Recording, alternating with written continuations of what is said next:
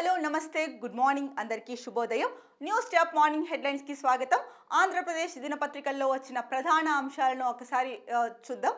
ముందుగా ఆంధ్రజ్యోతి న్యూస్ పేపర్లో వచ్చిన ప్రధాన బ్యానర్ ఐటమ్స్ ని చూస్తే కనుక రాజకీయాలకు సాయిరెడ్డి సెలవు, నేడు రాజ్యసభ సభ్యత్వానికి రాజీనామా, ఇక ఏ రాజకీయ పార్టీలోనూ చేరను, వ్యవసాయమే నా భవిష్యత్తు, టీడీపీతో రాజకీయ విభేదాలే, చంద్రబాబుతో వ్యక్తిగత వైరం లేదు, జగన్ భారతి మోదీ షాకు కృతజ్ఞతలు, ఎక్స్ వేదికగా సంచలన ప్రకటన, వైఎస్ కుటుంబానికి వీర విధేయుడు, అక్రమాస్తుల కేసులో ఏటు 16 నెలలు జగన్కు జైలులో సహచరుడు, వైసీపీ కీలక నేత రాజ్యసభ సభ్యుడు విజయసాయిరెడ్డి రాజకీయాల నుంచి తప్పుకుంటున్నట్లుగా సంచలన ప్రకటన చేశారు.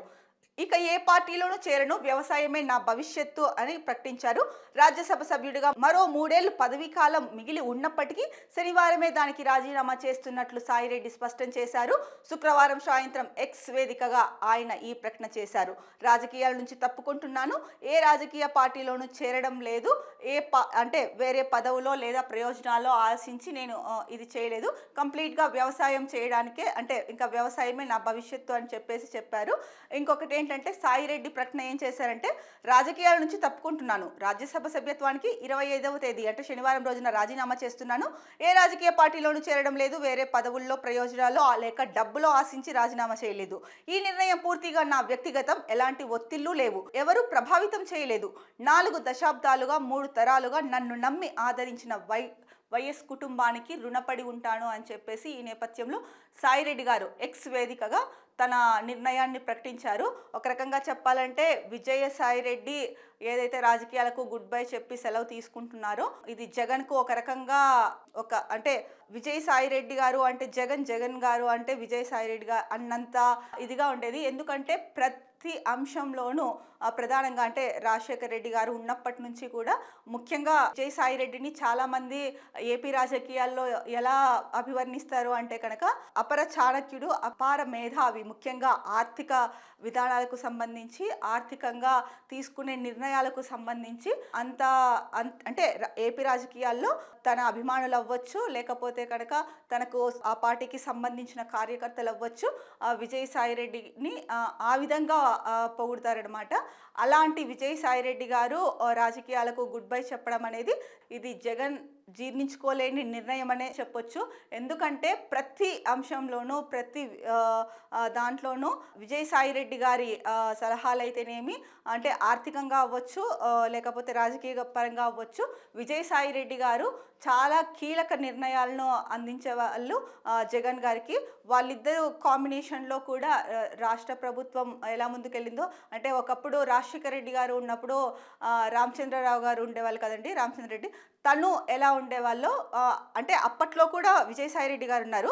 అప్పుడు ఏంటంటే తన వ్యాపార లావాదేవీలు, రాజశేఖర రెడ్డి గారికి సంబంధించిన ఆస్తులు కానీ, అంటే వ్యాపార లావాదేవీలు కానీ, జగన్కి సంబంధించి బిజినెస్వి కానీ, అంటే ఒక ఆడిటర్గా వర్క్ చేస్తుండే వాళ్ళు. తర్వాత రాజకీయాల్లోకి వచ్చారు. ఏంటంటే అక్రమాస్తుల కేసు ఎప్పుడైతే జగన్ అక్రమాస్తుల కేసులు బయటకు వచ్చిందో అప్పుడు ఏటూగా విజయసాయిరెడ్డి గారు కూడా ఉన్నారు. బట్ అత్యంత విశ్వాసం కలిగిన వ్యక్తిగా వైఎస్ కుటుంబానికి ఉన్నవాళ్ళు ఎవరు అంటే కనుక విజయసాయిరెడ్డి గారు అని చెప్పడంలో ఎటువంటి సందేహం లేదు. అలాంటి విజయసాయిరెడ్డి గారు రాజకీయాలకు గుడ్ బై చెప్పడం ప్రధానంగా వైఎస్ఆర్సీపీ పార్టీకి, ముఖ్యంగా జగన్మోహన్ రెడ్డికి తీరని లోటు. ఎందుకంటే మరి వ్యవసాయమే నా భవిష్యత్తు అని చెప్తున్నారు విజయసాయిరెడ్డి గారు. మరి ఒకవేళ ఆయన రాజకీయాలకు గుడ్ బై చెప్పినప్పటికీ పరోక్షంగా బయట నుంచి సలహాలు సూచనలు అందిస్తారా లేదా అన్నది కూడా ఇప్పుడే అంటే ఇప్పట్లో తెలిసేలాగా లేదు మనకి.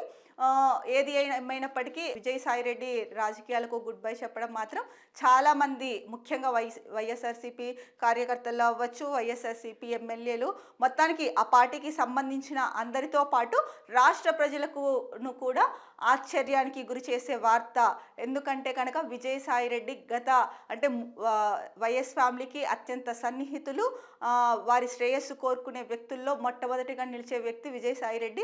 అలాంటి విజయసాయిరెడ్డి ఇక రాజకీయాల్లో ఉండకపోవడం అనేది మరి ముఖ్యంగా చెప్పాలంటే మళ్ళీ మళ్ళీ చెప్పాలంటే జగన్ కుటుంబానికి ఇది మాత్రం తీరని లోటనే చెప్పాలి. మరి ఏది జరిగిందో మనకైతే లోపల తెలియదు. బట్ ఆయన చెప్తున్నది ఏంటంటే ఎవరి ప్రభావితము లేదు, ఎవరి ఒత్తిడి లేదు, స్వచ్ఛందంగా నేనే తప్పుకుంటున్నాను. ఎందుకంటే సో నాకు ఇంకొక అంటే వేరే పార్టీలో చేరాలని కానీ, డబ్బులు తీసుకోవాలని కానీ, లేదా ఇంకో ప్రయోజనం ఆశించి కానీ నేను ఈ పని చేయలేదు. ఇక నేను వ్యవసాయమే చేసుకుంటాను అన్నట్టు ఎక్స్లో అయితే కనుక ట్వీట్ చేశారు. ఆయన రాజ్యసభ సభ్యత్వం ఇంకా 3 ఏళ్ళు ఉంది, అయినప్పటికీ కూడా దానికి కూడా రాజీనామా చేస్తున్నారు ఇవాళ అని చెప్పేసి చెప్తున్నారు. మరి చూడాలి వైసీపీ శ్రేణుల్లో తర్వాతి పరిణామాలు ఎలా ఉంటాయి అన్నది. ఇక మరో ముఖ్యమైన వార్త, విశాఖ ఉక్కు ప్యాకేజీకి థ్యాంక్స్. కేంద్ర ఆర్థిక మంత్రి నిర్మలాతో బాబు భేటీ. కేంద్ర బడ్జెట్లో పోలవరం అమరావతికి నిధులు కేటాయించాలని వినతి. దావోస్ నుంచి నేరుగా ఢిల్లీకి సీఎం. విశాఖ ఉక్కుకి కేంద్రం ఏదైతే రివైవల్ ప్యాకేజీ 11,440 కోట్లు కేటాయించిందో దానికి కృతజ్ఞతలు తెలుపుతూ అంటే దావోస్ నుంచి నేరుగా ఢిల్లీకి చేరుకున్నారు ఏపీ సీఎం. అక్కడ నిర్మలా సీతారామన్ గారిని కలిసి ఆవిడకి కృతజ్ఞతలు చెప్పారు. కృతజ్ఞతలు చెప్పడంతో పాటు ఏదైతే కనుక ఇప్పుడు ఫిబ్రవరి 1న బడ్జెట్ ప్రవేశపెట్టిన నేపథ్యంలో కేంద్రము పోలవరం అమరావతికి నిధులు కేటాయించాలని కూడా కోరారు. మరి ఎన్నో రోజులు లేదు కేంద్ర బడ్జెట్ ప్రవేశపెట్టడానికి. సో చాలా రాష్ట్రాలు ఆసక్తిగా ఎదురు చూస్తున్నాయి ఏ రాష్ట్రానికి ఎంత నిధులు కేటాయిస్తారు ఏంటి అని చెప్పేసి. అలాగే సామాన్య ప్రజల్లో కూడా ఆసక్తి నెలకొంది. అంటే బడ్జెట్ ప్రవేశపెడుతున్నారంటే ఏవి పెరుగుతాయి, ఏవి తగ్గుతాయి, అంటే ఏ వస్తువుల రేట్లు పెరుగుతాయి, ఏ వస్తువుల రేట్లు తగ్గుతాయి అన్నది ఒకటి. అలాగే ఆదాయ పరిమితి, అంటే ఇప్పుడు ప్రభుత్వ ఉద్యోగులు అవ్వచ్చు లేదా ప్రైవేట్ ఎంప్లాయీస్ అవ్వచ్చు, వాళ్ళ ఆదాయ పరిమితి ఎంత దాటితే ట్యాక్స్ పే చేయాల్సి ఉంటుంది. ఇలాంటి రకరకాలవన్నీ ముడిపడి ఉన్నాయి. కాబట్టే కేంద్ర బడ్జెట్ ప్రవేశపెడుతోందంటే కనుక అందరిలోనూ ప్రతి ఒక్కరిలోనూ ఒక ఉత్కంఠ నెలకొంది అని చెప్పొచ్చు. ముఖ్యంగా ఆ రోజు అయితే కనుక ఆఫీసుల్లో అయినా సరే చాలామంది మొబైల్స్ కానీ ఏదో ఒక అంటే ల్యాప్టాప్లో సిస్టమ్స్లో వాళ్ళు వర్క్ చేసే దాంట్లో అయినా సరే బడ్జెట్ని మధ్య మధ్యలో చూస్తూనే ఉంటారు, ఒకవైపు వాళ్ళ వర్క్ చేసుకుంటూ. అంత ఇంపార్టెంట్ అండి కేంద్ర బడ్జెట్. ఎందుకంటే దాంట్లోనే కదా మరి తెలిసేది ఏ రాష్ట్రానికి ఎన్ని నిధులు కేటాయిస్తున్నారు అనేది. దాన్ని బట్టి రాష్ట్రాభివృద్ధి ఉంటుంది. అలాగే వ్యక్తిగతంగా ప్రతి వ్యక్తికి సంబంధించి కూడా కేంద్ర బడ్జెట్ నిర్ణయించే నిధులకి సంబంధించి కానీ, వాళ్ళు వెలువరించే నిర్ణయాలు కానీ ప్రతి ఒక్క పౌరుడికి సంబంధించి అంతో ఇంతో సామాన్య రాష్ట్రానికే కాకుండా సామాన్య పౌరులకి అది వరాల జల్లు అవుతుందా లేకపోతే ఆర్థిక భారం అవుతుందా అన్న కోణంలో కూడా చూస్తారు చాలామంది. మరి ఫిబ్రవరి 1 దగ్గరలోనే ఉంది. మరి నిర్మలా సీతారామన్ గారు ఈసారి రాష్ట్రాలకు ఎలాంటి తీపి కబురు చెప్తారు, ముఖ్యంగా తెలుగు 2 రాష్ట్రాలకి. ఎందుకంటే ముఖ్యంగా ఆంధ్రప్రదేశ్ ప్రజలైతే కనుక చాలా ఆశలు పెట్టుకొని ఉన్నారు. అలాగే ఆంధ్రప్రదేశ్ ప్రభుత్వం కూడా చాలా ఆశలు పెట్టుకొని ఉంది. ప్రభుత్వం అంటే కేంద్ర ప్రభుత్వం బడ్జెట్లో ఏపీకి అధిక ప్రాధాన్యత ఇస్తుందని. మరి ఎంత ప్రాధాన్యత ఇస్తారు, సామాన్య పౌరులకి నిర్మలా సీతారామన్ గారి బడ్జెట్ భారం అవుతుందా లేకపోతే మేలు చేకూరుస్తుందా అన్నది వేచి చూడాలి. ఇక హైకోర్టు అదనపు న్యాయమూర్తులుగా హరిహరనాథ శర్మ, లక్ష్మణరావు ప్రమాణం. సింగిల్ బెంచ్లో కేసుల విచారణ. ఇక్కడ మనం ఫోటో చూస్తున్నామండి. హైకోర్టు అదనపు న్యాయమూర్తులుగా ఎడవల్లి లక్ష్మణరావు, అవధానం హరిహరనాథ శర్మతో ప్రమాణం స్వీకారం చేయిస్తున్న high court CJ justice Dheeraj Singh Thakur. మనకి కొద్ది రోజుల క్రితమే ఇచ్చారు. ఏపీకి 2 హైకోర్టు న్యాయమూర్తులు, తెలంగాణకి 4 హైకోర్టు న్యాయమూర్తులు కొత్తగా వస్తున్నారు అని చెప్పేసి. అందులో భాగంగా ఆంధ్రప్రదేశ్ హైకోర్టుకి 2 న్యాయమూర్తులు వచ్చారు. దానిలో ఈరోజు ప్రమాణ స్వీకారం చేశారు వాళ్ళు నిన్న. ఒకరు హరిహరనాథ శర్మ గారు, ఇంకొకరు లక్ష్మణరావు గారు. వీళ్ళతో ఎవరైతే సీజే ఉన్నారో high court CJ justice Dheeraj Singh, ఆయన ప్రమాణ స్వీకారం చేయించారండి. ఇక మరో ముఖ్యమైన వార్త చూసుకుంటే కనుక ఇది అంతర్జాతీయ వార్త. అక్రమ వలసదారులపై ట్రంప్ సర్కార్ ఉక్కుపాదం. 538 మంది అరెస్ట్, 373 మంది నిర్బంధం. సైనిక విమానాల్లో 100 మంది డిపోర్టేషన్. జన్మత పౌరసత్వ హక్కు రద్దును నిలిపివేస్తూ కోర్టు ఇచ్చిన తీర్పుపై అప్పీల్ చేస్తాం ట్రంప్. అమెరికా డిపోర్ట్ చేసే భారతీయులను వెనక్కి తీసుకునేందుకు రెడీ, భారత విదేశాంగ శాఖ. సో తాను అమెరికా అధ్యక్ష బాధ్యతలు చేపట్టగానే అక్రమ వలసదారులను దేశం నుంచి వెళ్ళగొడతానంటూ ఎన్నికల ప్రచారంలో ప్రకటించిన డొనాల్డ్ ట్రంప్ పగ్గాలు చేపట్టిన 3వ రోజునే ఆ పని మొదలు పెట్టారు. నిజమే అండి. ఆయన ఏదైతే నిర్ణయాలు తీసుకున్నారో ఎప్పుడు సంచలనాత్మకంగానే ఉంటాయి ట్రంప్ నిర్ణయాలు. తీసుకోవడమే కాదు, ఇంప్లిమెంటేషన్ కూడా అంతే వేగంగా చేస్తారు. అందులో భాగంగానే అక్రమ వలసదారుల పైన ఉక్కుపాదం మోపారు. ఎవరైతే అక్రమంగా వచ్చారో వాళ్ళల్లో ప్రస్తుతం 538 మందిని అరెస్ట్ చేశారు. 373 మందిని నిర్బంధించారు. ఇంకా అక్రమంగా ఉంటున్న కొంతమందిని డిపోర్టేషన్ చేశారు, ఆయా ఏ దేశం అయితే ఆ దేశం అని చెప్పేసి. సో దీంట్లో భాగంగా భారత ప్రభుత్వం డిపోర్టేషన్ పై అంటే పంపించేస్తే మేము మా వాళ్ళని తీసుకుంటాము అని చెప్పేసి భారత ప్రభుత్వం కూడా చెప్పింది. మరి ఇంకొకటి ఏంటంటే ముఖ్యమైన అంశం, ఫెడరల్ కోర్టు నిర్ణయం ఇచ్చింది. జన్మత పౌర హక్కు రద్దు విషయంలో కొన్ని రాష్ట్రాలు కోర్టుకు వెళ్ళడంతో కోర్టు తీర్పునిస్తూ ఫెడరల్ కోర్టు సో దాని మీద నిలిపివేస్తూ, అంటే జన్మత పౌర హక్కుని రద్దు చేయడం అన్నది నిలిపివేస్తూ ఫెడరల్ కోర్టు చెప్పింది. అయితే దీనిపైన అప్పీల్ చేస్తామని ట్రంప్ చెప్పారు. మరి అప్పీల్ చేసిన తర్వాత అది ఎలా ఉంటుంది అన్నది, ఆ నిర్ణయం ఎలా ఉంటుంది అంటే కోర్టు ఇచ్చిన నిర్ణయం ఎలా ఉంటుంది అన్నది వేచి చూడాలి. ఎందుకంటే ఈ జన్మత పౌర హక్కు సభ్యత్వం పౌర హక్కు రద్దు ఏదైతే ఉందో ఇది చాలా లక్షలాది మంది ప్రజల్లో గుబులు రేపిన వార్త, ముఖ్యంగా భారతీయుల్లో. సో దీనిపైన అంటే అప్పీల్ చేస్తామని చెప్పారు. మరి ఆ అప్పీల్ చేసిన తర్వాత కోర్టు వెలువరించే నిర్ణయం ఎలా ఉంటుందో కూడా చూడాలి. ఇక మరో ముఖ్యమైన వార్తాపత్రిక ఈనాడులో వచ్చిన ప్రధాన అంశాలు ఏంటో ఒకసారి చూద్దాం. ఈనాడులో వచ్చిన ప్రధాన అంశాలు: హైకోర్టు అదనపు న్యాయమూర్తులుగా హరిహరనాథ శర్మ, లక్ష్మణరావు ప్రమాణం చేశారు. 30కి చేరిన న్యాయమూర్తుల సంఖ్య అని ఇచ్చారు.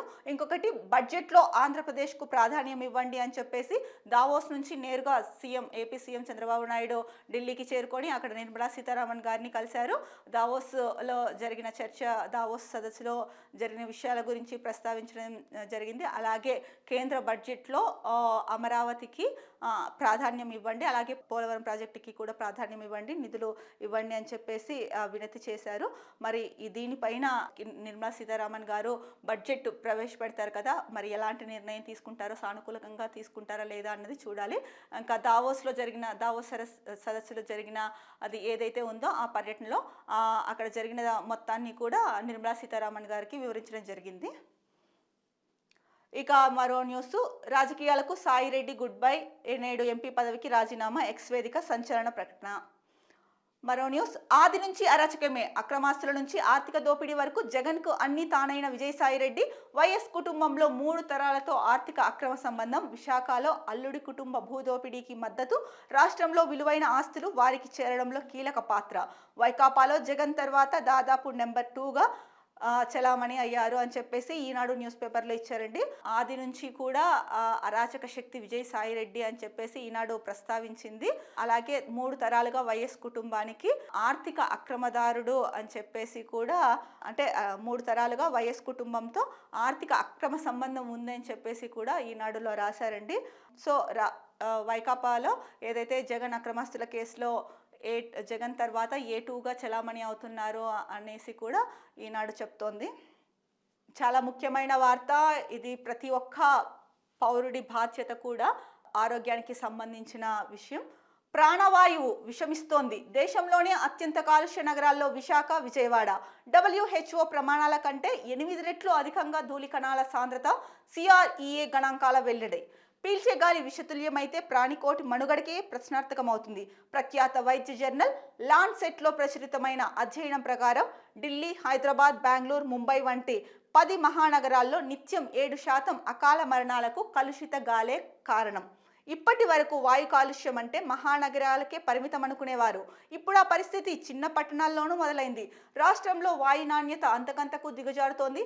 Centre for research on energy and clean air CREA గణాంకాల ప్రకారం గతేడాది సెప్టెంబర్లో దేశంలోనే అత్యంత కలుషిత నగరాల జాబితాలో, అంటే టాప్ 10లో విశాఖపట్నం 6 రోజులు, విజయవాడ 3 రోజులు నిలిచాయి.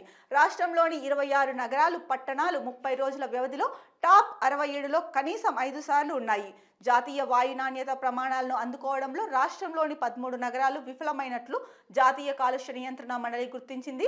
వీటిలో విశాఖ, విజయవాడ, గుంటూరు, కర్నూలు, నెల్లూరు, అనంతపురం, చిత్తూరు, ఏలూరు, కడప, ఒంగోలు, రాజమహేంద్రవరం, విజయనగరం, శ్రీకాకుళం ఉన్నాయి.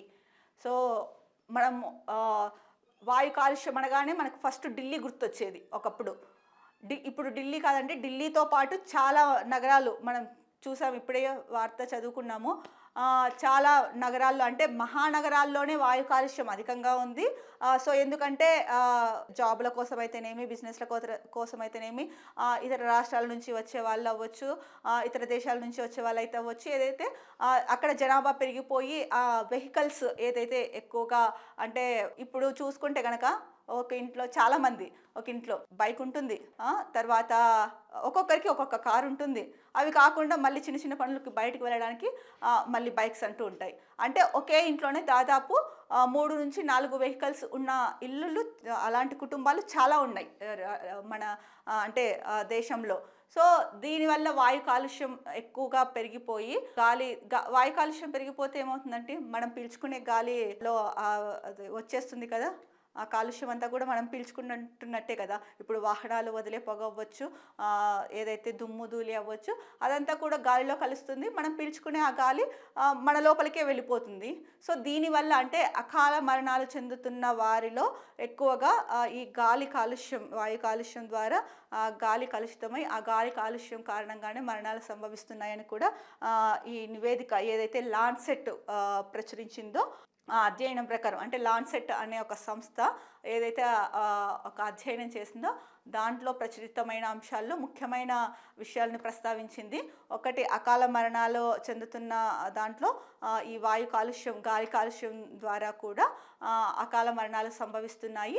అలాగే ఇప్పటి వరకు మహానగరాల్లోనే వాయు కాలుష్యం ఉంది అనుకున్నారు. కానీ మహానగరాలు ఒక్కటే కాదు, చిన్న చిన్న పట్టణాలకు కూడా పాకింది.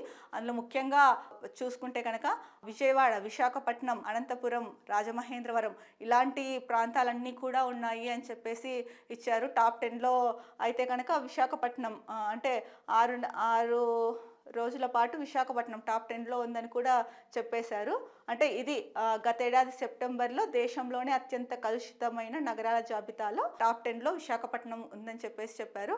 సో, ఇది మన చేతుల్లో ఉందండి. పౌరులం మనం ఎవరైతే ఉన్నామో ప్రతి ఒక్కరి బాధ్యత ఈ వాయు కాలుష్యాన్ని నివారించేది. ఏంటంటే అంటే ఈ నేపథ్యంలోనే ఎలక్ట్రిక్ వాహనాలకి కూడా అంటే ఎలక్ట్రిక్ వాహనాలని వాడండి, వాయు కాలుష్యం తగ్గుతుంది అన్న నినాదం కూడా ఒక రకంగా ఈ కాలుష్యాన్ని తగ్గించడం కోసం తీసుకొచ్చింది. ఎక్కువగా దాన్ని ప్రోత్సహించండి అని చెప్పి రాష్ట్ర ప్రభుత్వాలు కూడా చెప్తున్నాయి. సో, కాబట్టి ఎలక్ట్రిక్ వాహనాలను వాడడమే కాదు, ఇంట్లో అంటే మంది అంటే రిచ్ ఫ్యామిలీస్ ఉంటాయి, వాళ్ళకి చాలా వెహికల్సే ఉంటాయి. కానీ బయటకు వెళ్ళినప్పుడు ప్రతి ఒక్కరు ఒక్కొక్క వెహికల్ తీసుకొని వెళ్ళడం ఎంతవరకు కరెక్ట్ అండి? అది వాయు కాలుష్యానికి కారణమే కదా! ట్రాఫిక్‌కి అంతరాయమే కాదు, వాయు కాలుష్యానికి అంతరాయం. వాయు కాలుష్యం జరిగితే ఏమవుతుంది? మనం పీల్చుకునే గాలే అంతంత మాత్రం అంటే కలుషితమై ఉండిపోయింది. మనం స్వచ్ఛమైన ఆక్సిజన్‌ని తీసుకుంటున్నామా అంటే అది కూడా లేదు.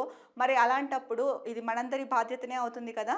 సో, వాయు కాలుష్యాన్ని నివారించడంలో ప్రతి పౌరుడు, ప్రతి వ్యక్తి తమ వంతు బాధ్యతగా తీసుకొని దీన్ని నివారించాల్సిన అవసరం ఎంతైనా ఉంది.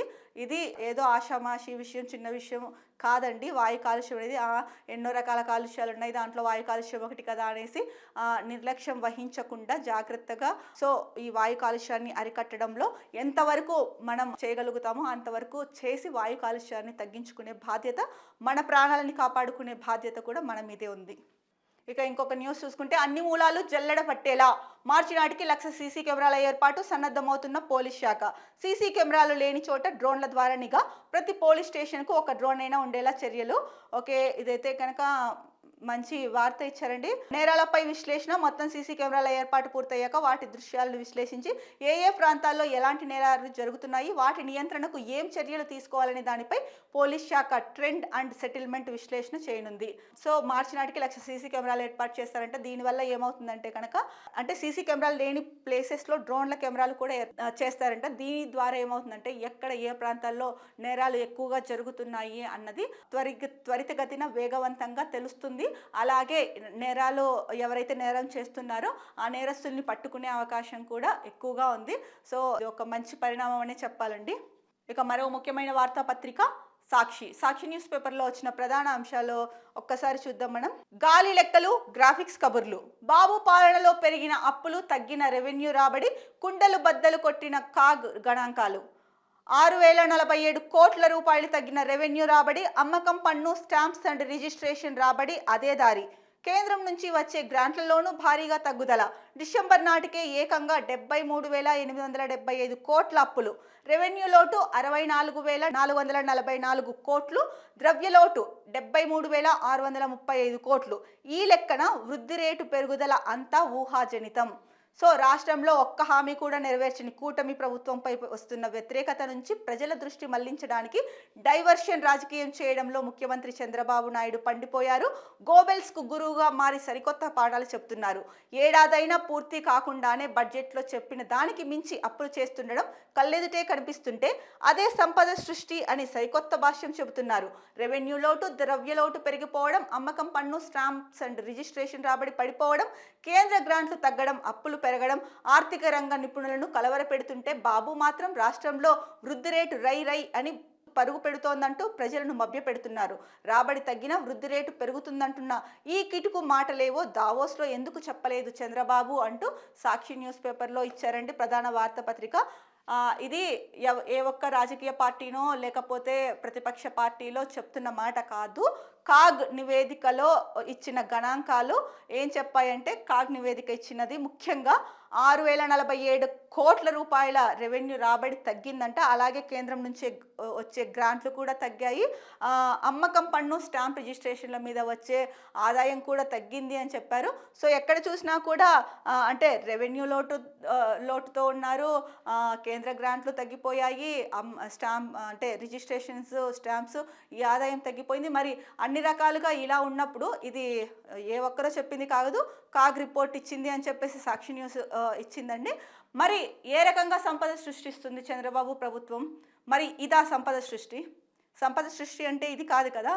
అప్పులలోకి వెళ్ళిపోయి దానిని సంపద సృష్టి అని చెప్పడం ఎంతవరకు కరెక్టు? ప్రజలను ఎందుకు మభ్య పెడుతున్నారు మీరు? అంటే ఎన్నికల హామీల్లో, ఎన్నికల ప్రచారంలో ఇచ్చిన హామీలు అవి నెరవేర్చలేమని మీకు చాలా సుస్పష్టంగా తెలుసు చంద్రబాబు నాయుడు గారు. అయినప్పటికీ కూడా మీరు ఎన్నికల్లో గెలవాలన్న ఇదితో హామీలు ఇచ్చారు, ప్రజలని నమ్మించారు. మరి ఆ హామీలను నిలబెట్టుకునే బాధ్యత మీ పైన ఉంది. అంటే వాటిని అమలు చేసి మాట నిలబెట్టుకునే బాధ్యత మీ పైన ఉంది. కానీ నిలబెట్టుకుంటున్నారా? ఏమన్నారు? ఇప్పుడు అంటే పోస్ట్పోన్ చేసుకుంటూ వెళ్తున్నారు. సో ఈ మంత్లో ఈ పథకం స్టార్ట్ చేస్తాం, ఓకే వచ్చేస్తుంది. 2 నెలల్లో మహిళలకు ఫ్రీ బస్ అంటున్నారు, చూద్దాం అది కూడా ఎంతవరకు అవుతుందో. సో ఇలా మాట దాట వేసుకుంటూ వెళ్తున్నారు. దీనికి తోడు దావోస్ సదస్సుకు వెళ్ళినప్పుడు ప్రజలు చాలా ఆశలు పెట్టుకున్నారు.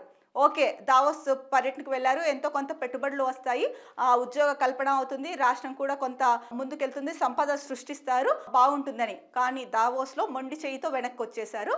సో దీంట్లో కొంత ఏంటంటే ఏపీకి సరైన రాజధాని లేకపోవడం కూడా ఒక మైనస్ పాయింట్. అందుకనే అంటే దాన్ని కూడా కొంత కన్సిడర్ చేయాల్సిన అవసరం ఉంది. ఎందుకంటే ఏ రాష్ట్రానికైనా రాజధాని ముఖ్యము, ప్లస్ ఆ రాష్ట్రంలో పెట్టుబడులు పెట్టడానికి భూమి కానీ లేకపోతే అక్కడున్న అనుమతులు కానీ, అంటే ప్రభుత్వం ఇచ్చే అనుమతులు కానీ అక్కడ అన్ని రకాలుగా అనుకూలతలు ఏ విధంగా ఉన్నాయి అనేది ముఖ్యంగా పారిశ్రామికవేత్తలు చూస్తారు. అసలు ముఖ్యంగా ఆంధ్రప్రదేశ్కి రాజధానిని ఇంకా లేదు, అమరావతిని ఇప్పుడు నిర్మాణం చేపడుతున్నారు. మరి ఇది పూర్తయ్యేసరికి ఎన్నేళ్ళు అవుతుందో కూడా తెలియదు. సో ఈ ఉద్దేశంతో కూడా పారిశ్రామికవేత్తలు ముందుకు రాలేదేమో. మరి మొత్తానికైతే దావోస్ పర్యటనలో కొత్త చేతులతో వెనక్కి తిరిగేసి వచ్చారు. ఇప్పుడేమో కాగ్ రిపోర్ట్ చూసుకుంటే కనుక సో సంచలన విషయాలే, అంటే రాష్ట్ర ప్రజలను భయపెట్టే విషయాలే బయటపడ్డాయి. బట్ ఇవన్నీ దాచిపెట్టేసి చంద్రబాబు ప్రభుత్వము సో సంపద సృష్టిస్తున్నాము అంటున్నారు. సంపద సృష్టించలా, ఇంకా రాష్ట్రాన్ని అప్పుల ఊబిలోకి కూరుకుపోయేలాగా చేస్తున్నారు. మరి దీనిపైన ప్రజలకు సమాధానం చెప్పాల్సిన అవసరం, బాధ్యత రాష్ట్ర ప్రభుత్వం మీద ఉంది, ముఖ్యంగా చంద్రబాబు నాయుడు గారి మీద.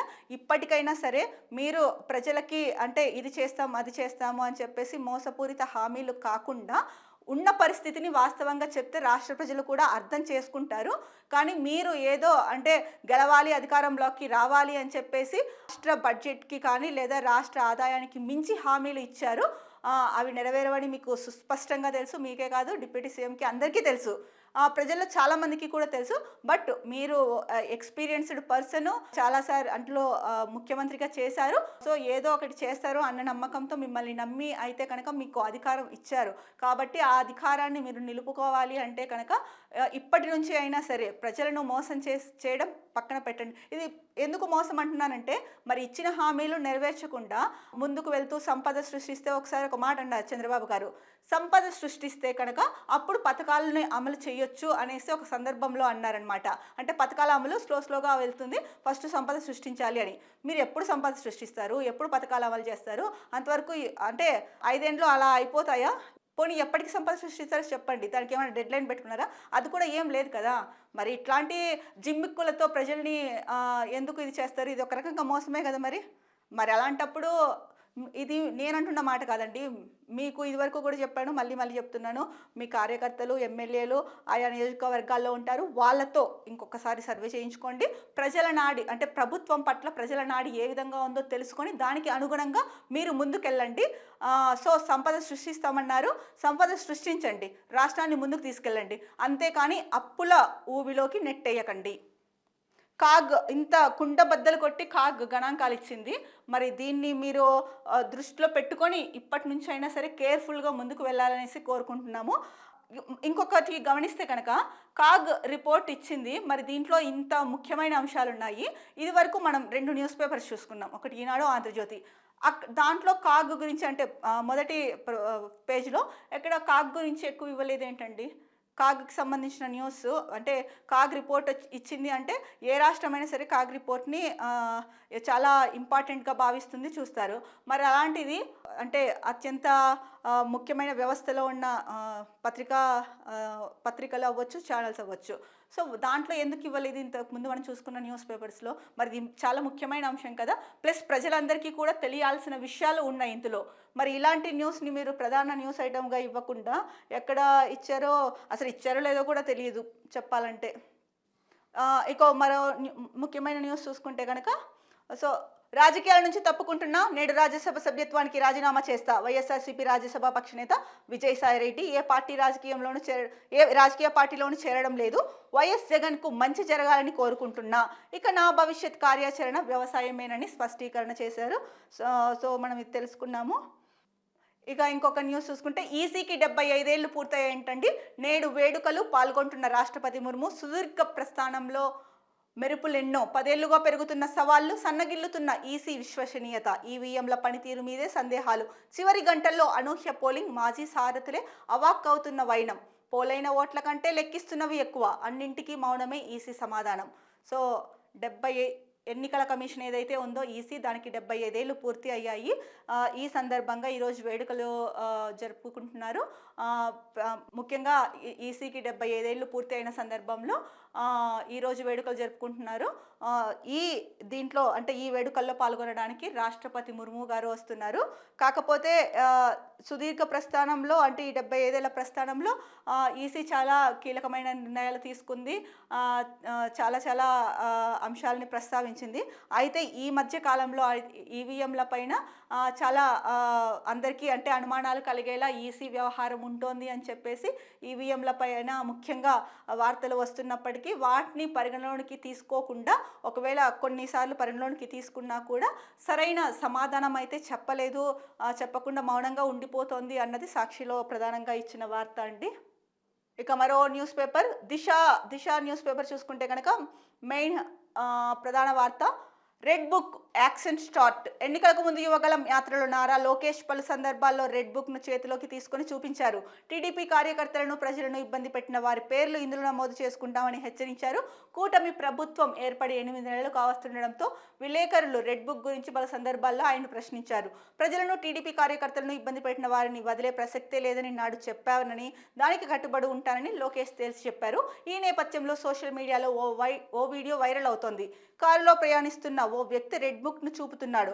అందులో జగన్, కొడాలి నాని, వల్లభనేని వంశీ, రోజా వంటి వైసీపీ కీలక నాయకుల ఫోటోలు కనిపించడం గమనార్హం. రెడ్ బుక్ నమూనాతో ఓ కార్యకర్త హల్చల్ సోషల్ మీడియాలో వైరల్ అవుతున్న వీడియో. అందులో వైసీపీ నేతల చిత్రాలు ఉన్నాయి. మరి కార్యకర్తలపై తప్పుడు కేసులు పెట్టిన వారి లెక్కలు తేల్చే పుస్తకం అని చెప్పేసి ఇక్కడ రెడ్ బుక్ ఏదైతే ఉందో ఆ ఫోటో కూడా ఇచ్చారండి. మరి ఆ వ్యక్తి ఎవరో, ఆ బుక్తో అంటే ఆ రెడ్ బుక్తో హల్చల్ చేస్తున్న వ్యక్తి ఎవరో అన్నది మనకైతే తెలియదు.